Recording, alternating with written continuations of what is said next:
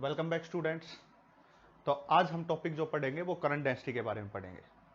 इससे पहले जो हमने लेक्चर पढ़े हैं वो लेक्चर्स के अंदर, इससे जो पहले वाला लेक्चर है उस लेक्चर के अंदर हमने देखा था कि रेजिस्टेंस क्या होता है, ओम्स लॉ क्या होता है, और उसके लिए हमने कुछ ग्राफ्स और कैसे उसके ऊपर क्वेश्चन आ सकते हैं उन सब के बारे में डिस्कस किया था।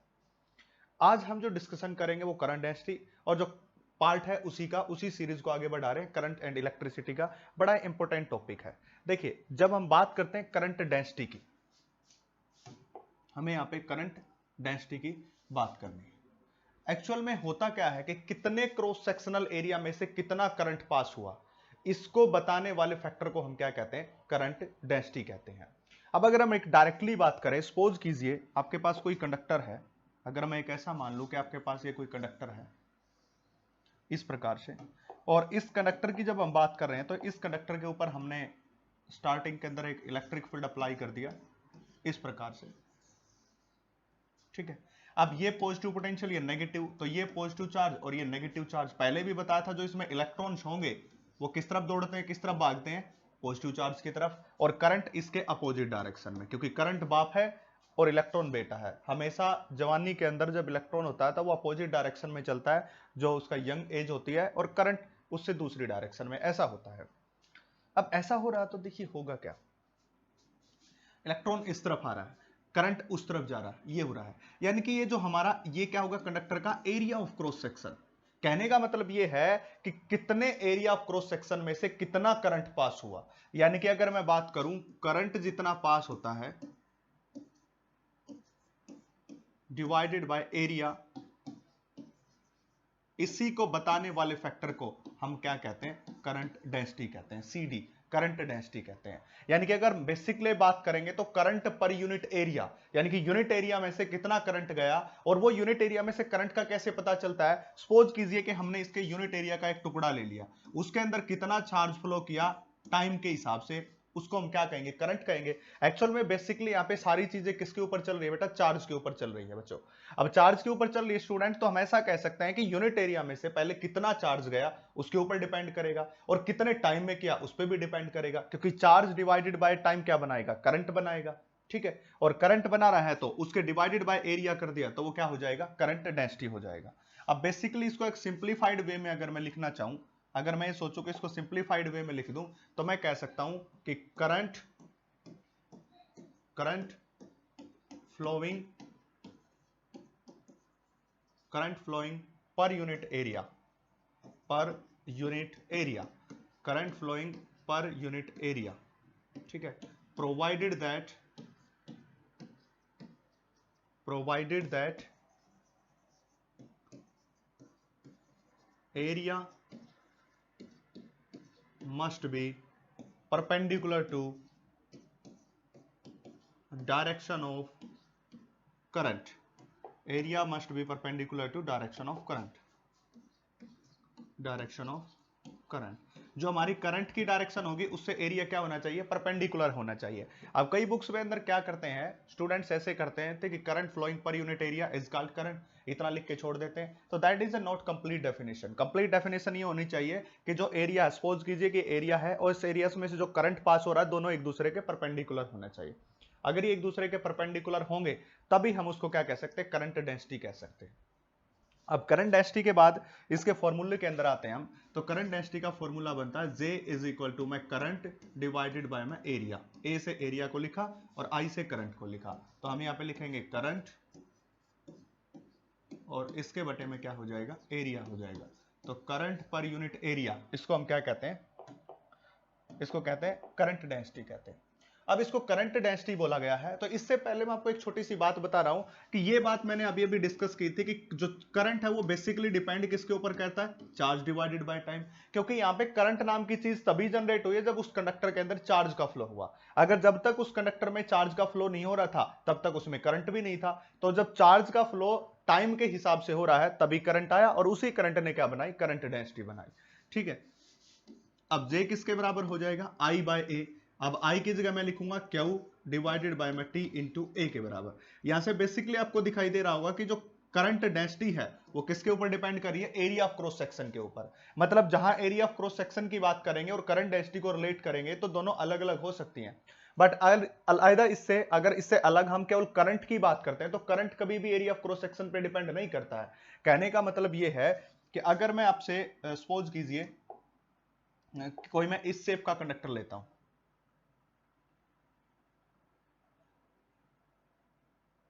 और इसको मैंने आगे से कनेक्ट कर दिया,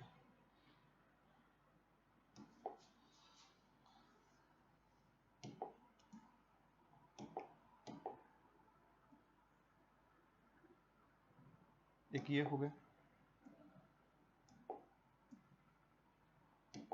कोई मैंने इस शेप का कनेक्टर लिया, इस शेप का कनेक्टर लिया, ये वाला कनेक्टर, इस शेप का कनेक्टर ले लिया।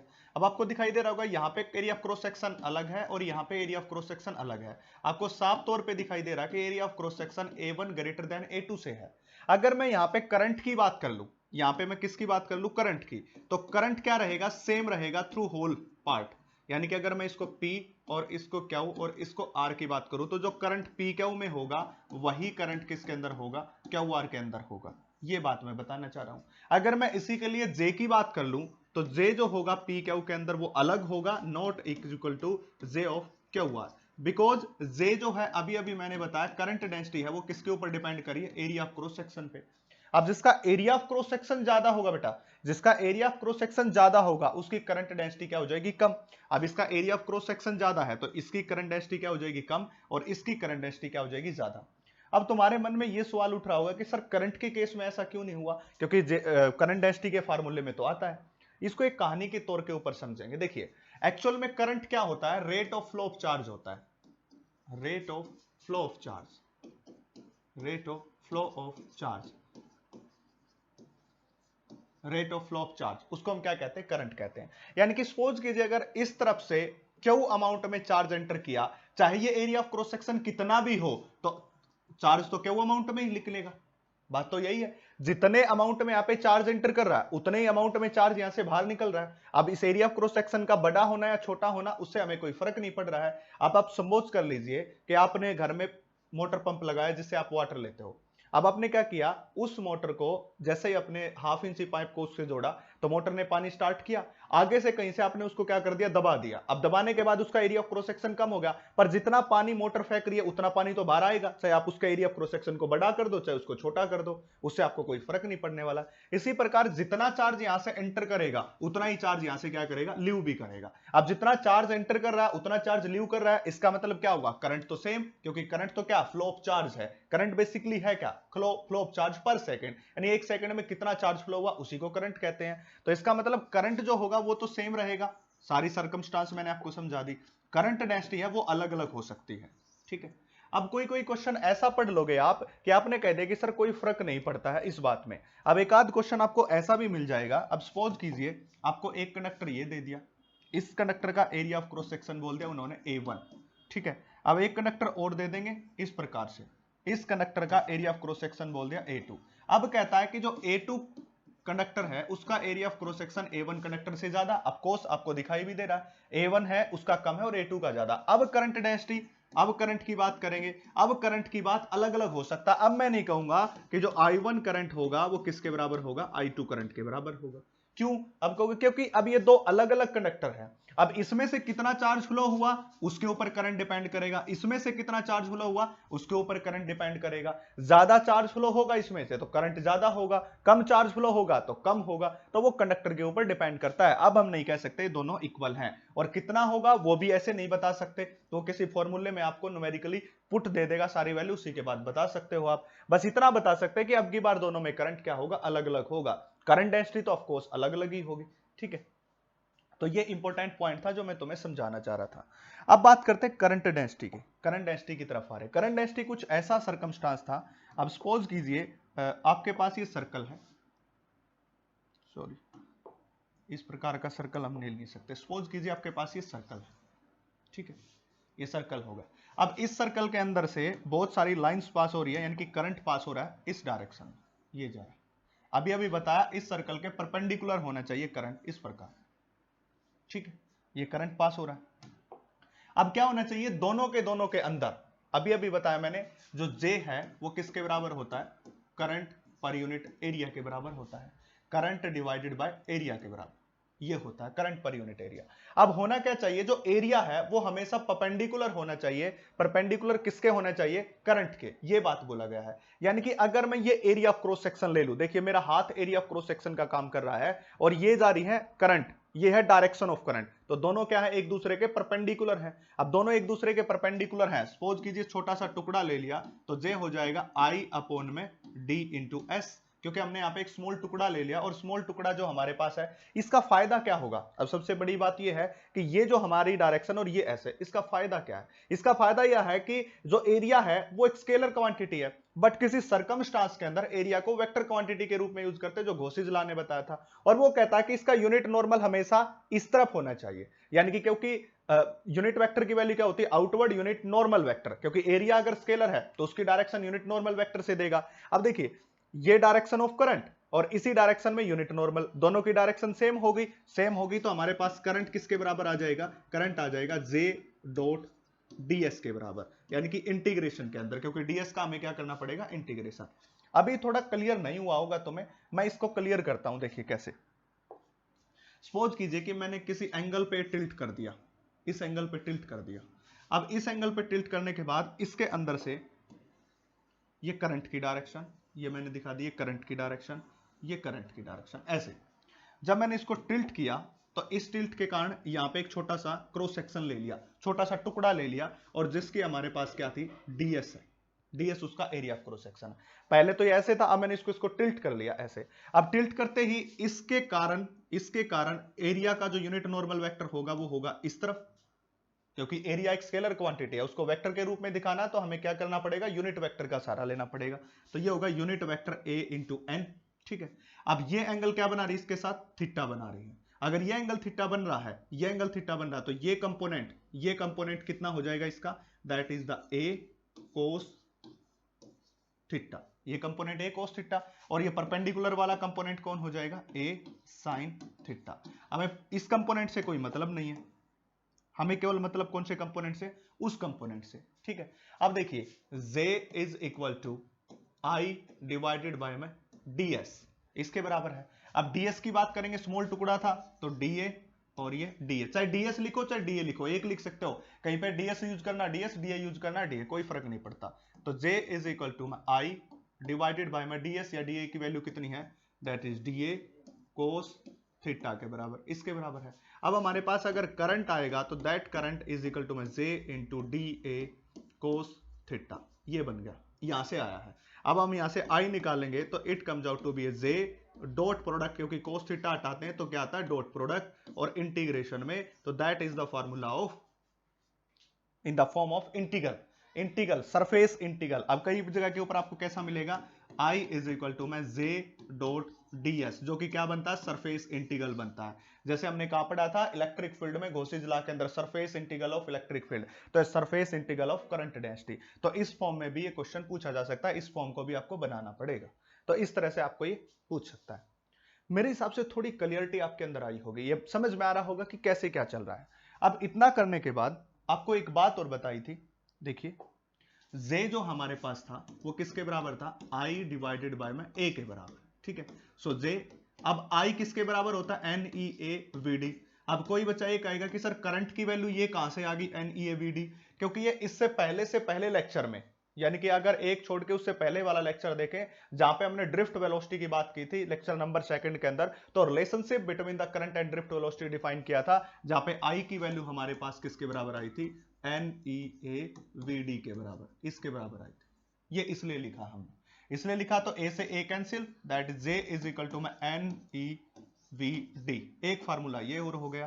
तो बहुत सारे फार्मूले आ गए, एक फार्मूला कौन था, I बाय A के बराबर था, और एक फार्मूला हमारे पास अभी अभी आया, current is equal to J dot ds, ये फार्मूला इस प्रकार। तो ये 3-4 फार्मूले आपको करंट डेंसिटी के मिल गए। अब करंट डेंसिटी कैसे एरिया ऑफ क्रॉस सेक्शन के ऊपर डिपेंड करती है वो भी मैंने आपको बता दिया। अब इसके बाद कुछ छोटी छोटी टर्म्स आती हैं इसके अंदर। सबसे पहले अगर मैं टर्म्स की बात करूं तो सबसे पहले हमारे पास आ जाएगी जो हम बात करते हैं कंडक्टेंस। देखिए कुछ टर्म्स है, सबसे पहले हम बात करेंगे कंडक्टेंस। कंडक्टेंस, कंडक्टेंस को मैं किससे लिखता हूं? जी से लिखता हूं। कंडक्टेंस को किससे लिखा जाता है? जी से। तो हम कहते हैं रेसिप्रोकल ऑफ रेजिस्टेंस। कंडक्टेंस क्या होती है? रेसिप्रोकल। ये सिंपल सी डेफिनेशन है, कुछ भी नहीं है इसके अंदर। तो ये लिखेंगे हम reciprocal of resistance. Reciprocal of resistance is called conductance. आगे लिख सकते हो इज कॉल्ड कंडक्टेंस। तो यानी कि G is equal to 1/R, ये हो जाएगा। अब रेजिस्टेंस की यूनिट क्या थी? ओम थी। तो 1/ओहम, इसको हम क्या लिख सकते हैं? Ohm inverse. और इसी को लिखा जाता है ओम इनवर्स लिखे या लिख ले हम इसको और ओहम इनवर्स, या इसका होता है साइमन। ये तीनों फॉर्म में लिखी जा सकती है। रेजिस्टेंस किसका? रेजिस्टेंस का उल्टा क्या होती है? कंडक्टेंस, जिसको जी से लिखा जाता है। ये ऑलवेज रिमेंबर। अब इसकी बात करते हैं कंडक्टिविटी।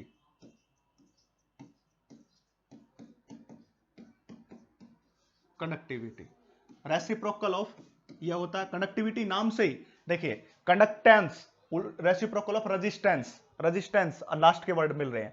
यह है कंडक्टिविटी, किसका उल्टा? रेजिस्टिविटी। रेसिप्रोकल ऑफ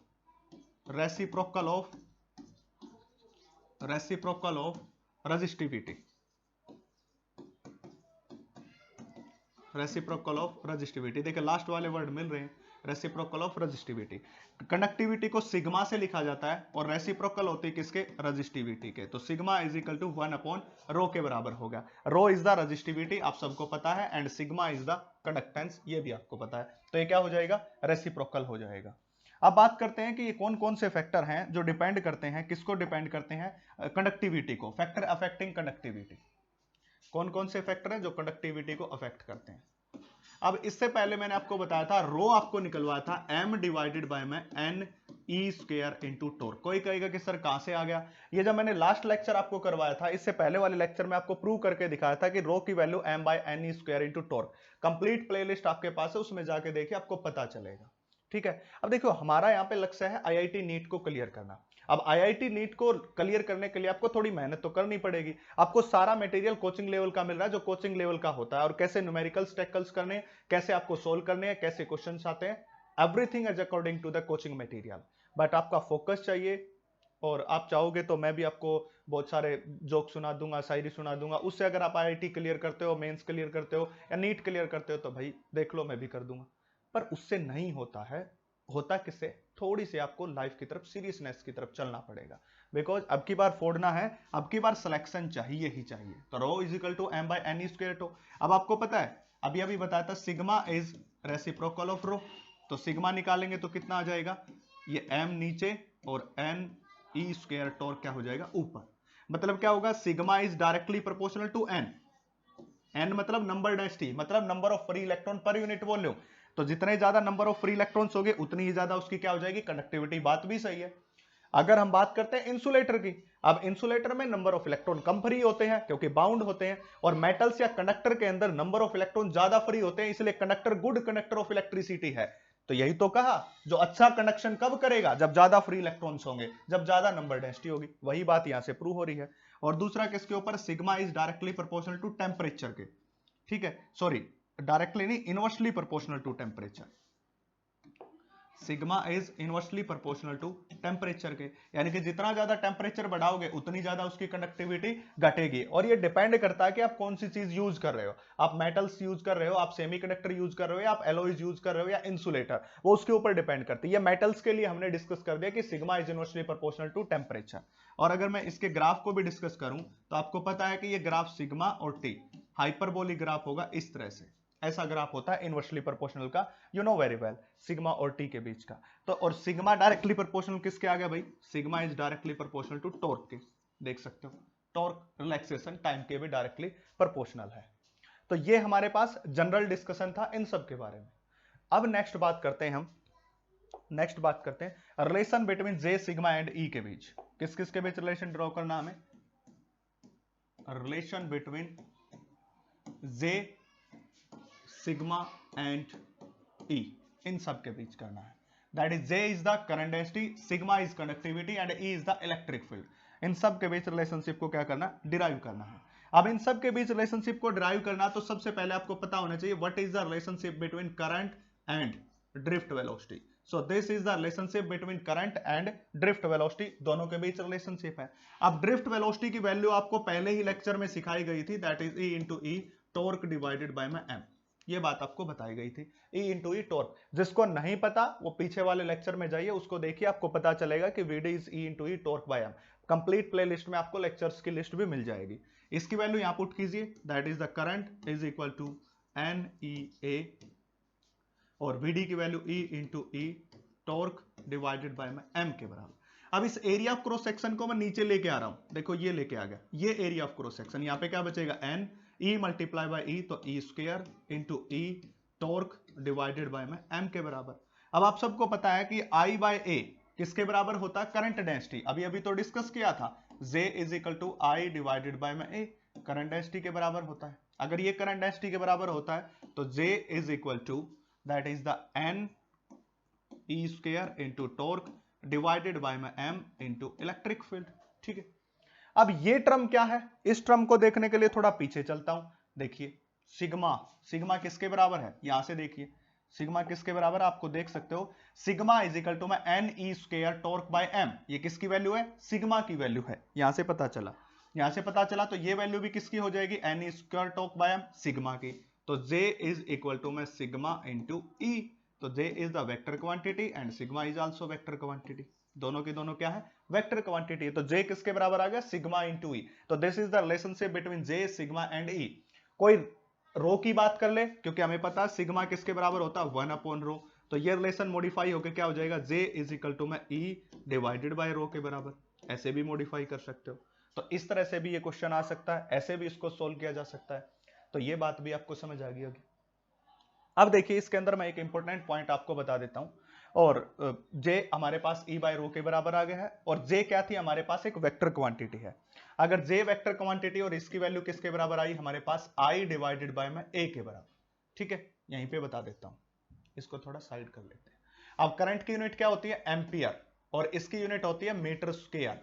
तो हमारे पास J की यूनिट क्या हो जाएंगी, एम्पियर पर मीटर स्क्वायर के बराबर। अगर कोई इसके डायमेंशन फॉर्मूले की बात करें J के, तो हमें पता है करंट का डायमेंशन फॉर्मूला A होता है और एरिया का डायमेंशन फॉर्मूला L स्क्वायर होता है। तो ये हो जाएगा A into L minus 2 is the dimension formula for what, for current density. किसके लिए होगा ये, करंट डेंसिटी के लिए हो जाएगा, करंट डेंसिटी के लिए हो जाएगा। तो that is the dimension formula, that is the unit. ये सारी बातें आपके सामने यहाँ पे रखती हैं। अब इसके बेस के ऊपर इसकी एप्लीकेशंस क्या होंगी, एप्लीकेशंस का मतलब फिजिक्स में क्या होता है, न्यूमेरिकल्स होता है। तो चलिए न्यूमेरिकल्स करते हैं। पहला numerical, current flows through constructed conductor as shown in the figure. ये आपको फिगर दिखाया गया है और आपको यहाँ पे दिखाई दे रहा होगा कि इसकी एरिया ऑफ क्रॉस सेक्शन अलग है और इसका एरिया ऑफ क्रॉस सेक्शन अलग है, as shown in the figure. The radius and the current density to be left of construction are 2 mm and इतना। यानी कि इसकी अगर बात करता है तो इसकी रेडियस, ये वाली रेडियस कितनी दे रखी इन्होंने, 2 mm के बराबर। That is the R1 is equal to 2 mm। mm को मीटर में चेंज करूंगा तो -3 मीटर आ जाएगी।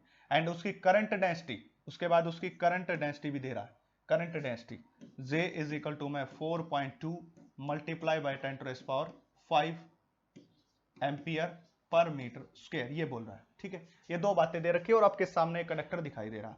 How much current flows through the construction current flows through a constructed conductor as shown in the figure.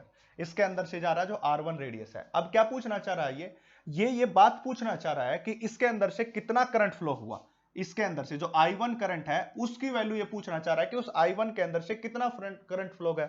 अब current के लिए हमारे पास formula क्या होगा, J इज इक्वल टू में I डिवाइडेड बाय में A के बराबर, क्योंकि आपको पता ही है पहले से कि करंट डेंसिटी तो एरिया ऑफ क्रॉस सेक्शन पे डिपेंड करती है। ये आपको बता दिया गया कि current density depend upon area of cross section depend करती है। तो दिस इज द फॉर्मूला। अब हमें I1 की निकालनी है तो एरिया ऑफ क्रॉस सेक्शन भी A1, तो हमें निकालना था I1 कितना हो जाएगा, J इंटू में A1। अब A1 किसके बराबर हो जाएगा, पाई इंटू R1 का square, that is area of cross section. Pi की वैल्यू आपको पता है और R1 की वैल्यू ये दे रखी है, और इसका भी स्क्वायर करेंगे तो 4 into 10⁻⁻⁻⁶ metre, area of cross section ये आ गया। अब हम यहां से क्या निकालेंगे, करंट निकालेंगे। जे की वैल्यू आपको कितनी गिवन है बेटा, जे की वैल्यू ये दे रखी है, देखिए 4.2 मल्टीप्लाई बाय 10⁻⁵ और इसका multiplication area of cross section के साथ, पाई की वैल्यू 22/7 मल्टीप्लाई बाय में 4 मल्टीप्लाई बाय 10⁻⁻6 मीटर। तो यहां से क्या निकाल लोगे तुम, आंसर निकाल लोगे। तो आपके पास क्या आ जाएगा, I1 करंट की वैल्यू आ जाएगी। ठीक है, ये सारी वैल्यू इसमें पुट की है और हमने I1 करंट को निकाल लिया है। ठीक है, अब I1 करंट निकालने के बाद क्या कह रहा आगे, I1 करंट के बाद सेकंड पार्ट में, if current density is doubled and it's emerges from the right side of a constructed, what is the radius R2। अब क्या कहता है कि इस करंट डेंसिटी को डबल कर दिया गया, इस करंट डेंसिटी को डबल कर दिया गया है और करंट इसमें से एंटर करके और यहां से बाहर निकल गया इस पार्ट से। तो ये R2 रेडियस कितनी होगी वो हमें फाइंड आउट करना है। अब हमारे पास एक चीज यहां से हमें समझनी है और वो चीज क्या है, देखिए मैं इसको थोड़ा सा ऊपर ले लेता हूं इस प्रकार से। अगर मुझे यहां से इस पार्ट को मैं साफ कर देता हूं, इसका कोई काम नहीं है अब हमारे पास। अगर मैं ये बात समझूं तो एक बात सोचिए कि अगर मैं पूरा कंस्ट्रक्टेड ले लिया, अब मेरे को पता है कि जे तो आई के ऊपर डिपेंड, एरिया के ऊपर डिपेंड करती है। अगर जे की वैल्यू मैं यहां पे लूं आई डिवाइडेड बाय मैं ए, ये लिया। अगर मैं यहां से आई निकालूं तो ये क्या हो जाएगा, जे इंटू ए। बट मुझे एक बात का पता है कि इस तरफ से जितना चार्ज एंटर हुआ होगा उतना ही चार्ज इस तरफ से क्या होगा, लीव किया होगा। मतलब इन दोनों के अंदर करंट क्या रहा होगा, सेम। सेम का मतलब कब रहा होगा, जब यहां पे कौन सी स्टेट पहुंची होगी, steady state of current. Steady state of current, अगर करंट की स्टडी स्टेट है, मतलब क्या होता है स्टडी स्टेट का मतलब ये होता है कि यहां से सपोज कीजिए कि 10 कूलम चार्ज एंटर कर रहा है, उसके बाद वो चार्ज की वैल्यू बढ़ नहीं रही है, 10 ही कूलम चार्ज एंटर किया और इस तरफ से 10 ही कूलम निकल गया, तो करंट अब हो गया फिक्स। ऐसा ना होकर के इस तरफ पहले 10 कूलम था फिर बढ़ता जा रहा है, चार्ज बढ़ता जा रहा है, 10 11 12 13 14 15 16 17 18 19 ऐसे कूलम। तो अब वो करंट जो अभी चार्ज है वो फिक्स नहीं है, चार्ज फिक्स नहीं तो करंट भी फिक्स नहीं है, तो करंट भी स्टडी स्टेट में नहीं जाएगा। जब स्टडी स्टेट की कंडीशन आ जाती है, जो हमें एज्यूम करनी पड़ेगी इस क्वेश्चन को सोल्व करने के लिए, नहीं तो सोल्व नहीं होगा, तो उस सिचुएशन के अंदर करंट को क्या मान लूंगा, same. So that is J1 A1 is equal to J2 A2 के बराबर हो जाए। J1 A1 is equal to J2 A2,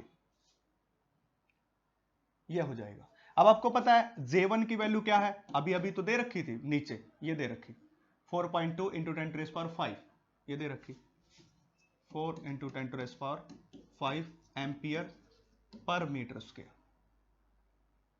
4.2 ये हमारे पास उसकी वैल्यू गिवन है।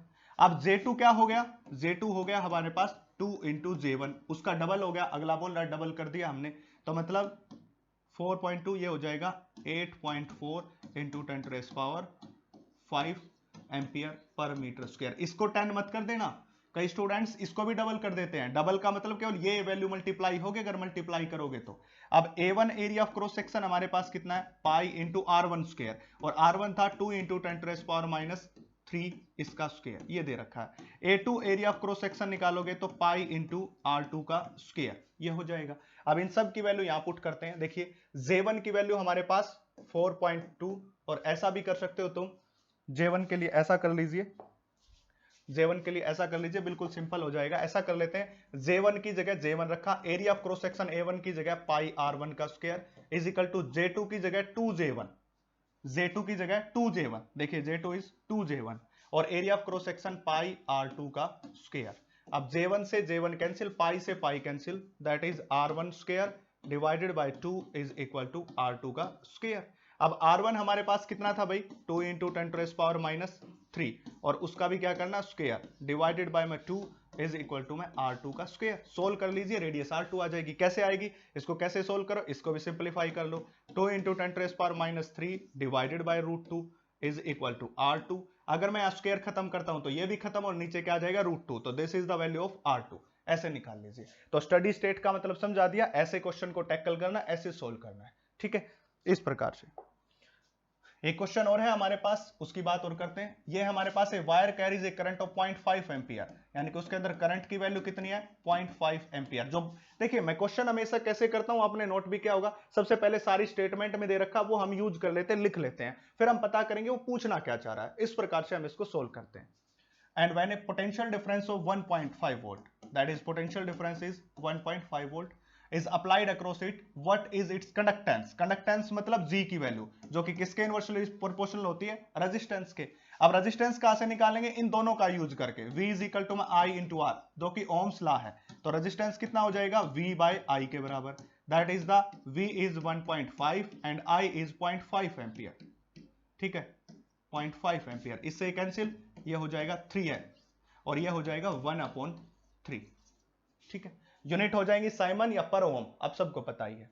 अब इसके बाद व्हाट इज कंडक्टेंस निकाल दे। If wire is length 3 metre, अगर वायर की लेंथ कितनी हो जाए, 3 मीटर के बराबर, and area of cross section उसने दे दिया, दैट इज 5.4 इंटू 10⁻⁶